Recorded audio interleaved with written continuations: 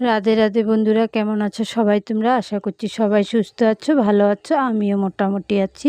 তো আজকের ভিডিওটা আমি এখান থেকেই শুরু করলাম। আশা করছি ভালো লাগবে।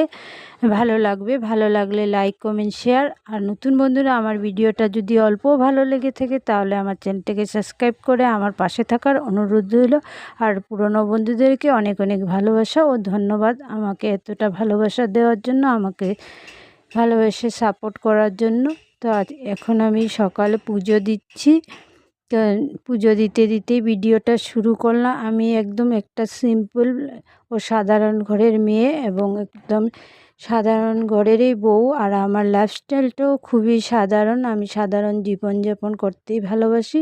আর আমার এই সাধারণ রেসিপি, সাধারণ লাইফস্টাইলের ভিডিও যদি আপনাদের একটুকুও ভালো লেগে থাকে তাহলে আমার চ্যানেলটাকে সাবস্ক্রাইব করে আমার পাশে থাকবেন। আপনারা সবাই গোপু সোনাকে দর্শন করুন। আর আজকের ভিডিওটা আমি গোপু সোনাদেরকে নিয়েই শুরু করলাম।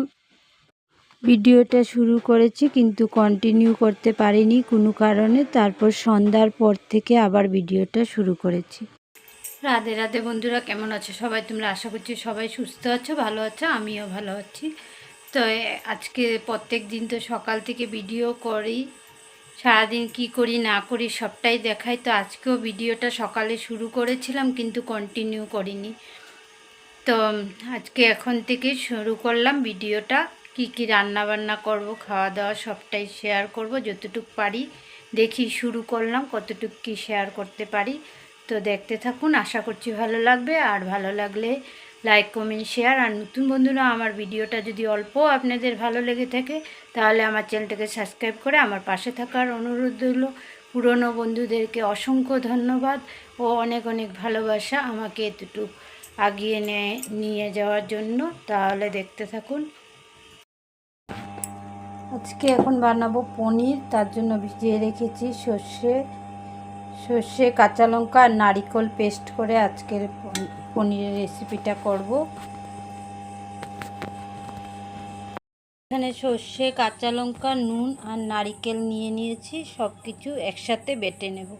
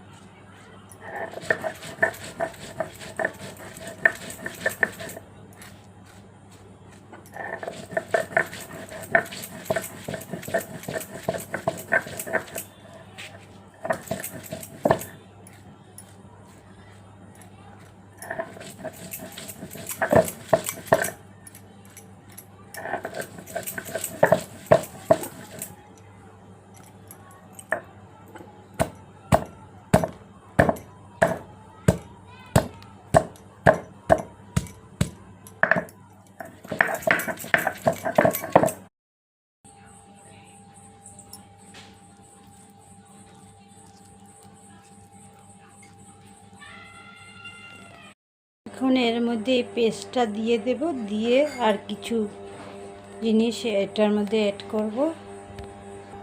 এর মধ্যে দিয়ে দিচ্ছি হলুদ গুঁড়ো, তারপর দেব পরিমাণ মতো নুন দিয়ে দিলাম। আর দিয়ে দেব সর্ষের তেল, দিয়ে এখন এটাকে ভালো করে হাত দিয়ে মেখে নেব।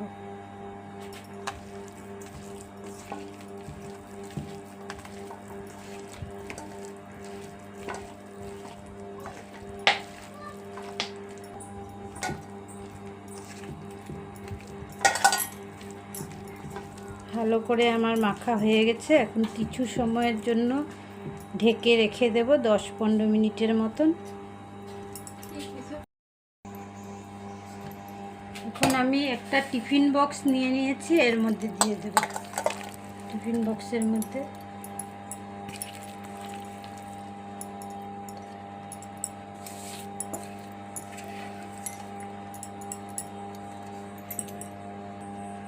এখন আমি মশলা, যে বাটিটাতে আমি পনিরটা মেখেছিলাম ওটা গামলাটা ধুয়ে জলটা দিয়ে দিলাম।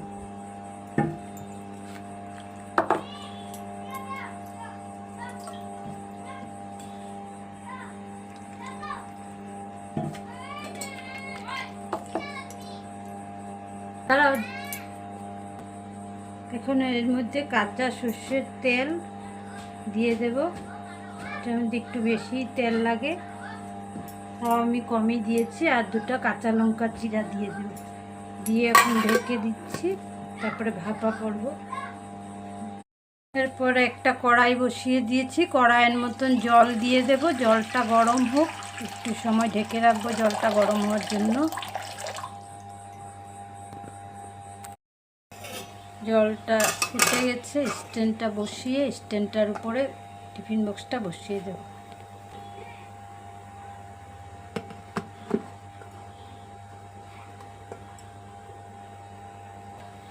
ঢাকনাটা দিয়ে ঢেকে রেখে দেব 5 মিনিটের মতন। আঁচটা বাড়িয়ে রাখবো, তারপর আঁচটা কমিয়ে দেব।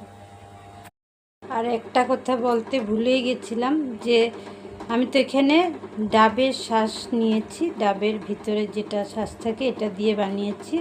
আপনারা যদি একদম নারকেল নেন পাকাপোক্ত নারকেল, তাহলে এরপরের যে কালো খোসাটা এটা ফেলে দেবেন। আমি ডাব নিয়েছি, তাও একটু পরিষ্কার করে নিয়েছি, কারণ একটু শক্ত শক্ত আছে, তাই আমি পরিষ্কার করেই কিন্তু দিয়েছি। আর এই বাকি যেটা নারকেল বেঁচেছে, এটা দিয়ে এখন আমি নারকেলের চাটনি করব। এখানে দেখেন খোসাটা ফেলেছি,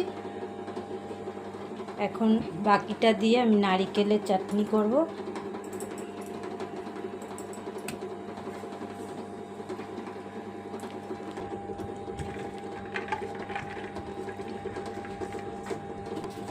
দিয়ে দিচ্ছি বাদাম,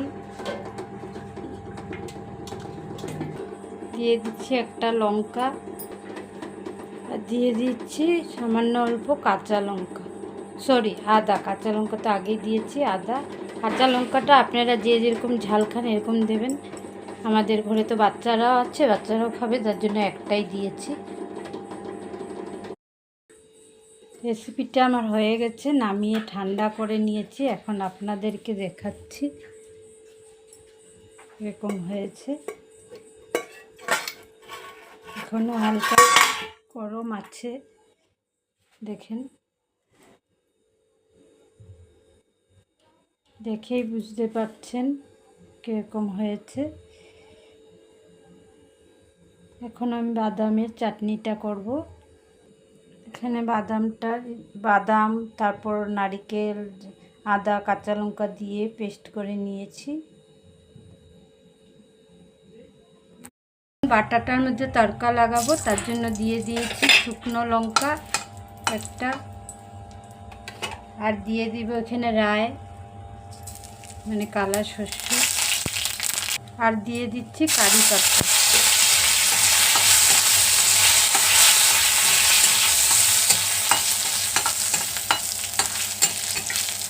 এখন এটাকে বাটাটার মধ্যে দিয়ে দেব।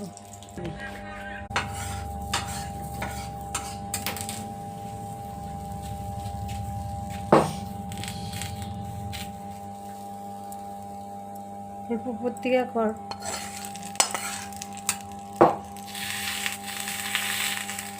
জলে দিলে